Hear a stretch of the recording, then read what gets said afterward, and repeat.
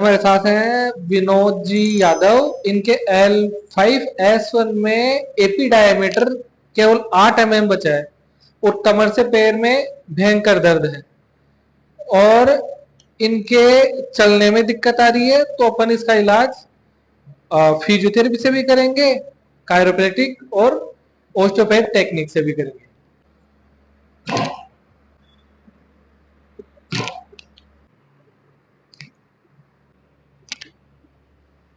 छोड़ो, छोड़ो, रिलैक्स।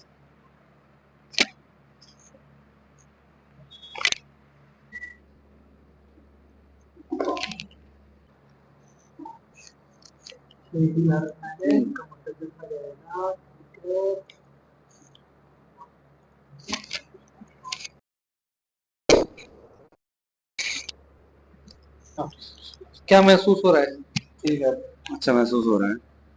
पहले से जब पैर में दर्द में और कमर के दर्द में अब कितना आराम?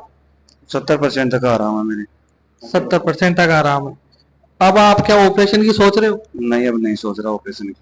पहले आप सोच रहे थे ऑपरेशन की? बिल्कुल सोच रहा था पहले। तो अब ऑपरेशन करवाने की जरूरत थोड़ी है। नहीं, अब आवश्यकता नहीं है ऑपरेशन की।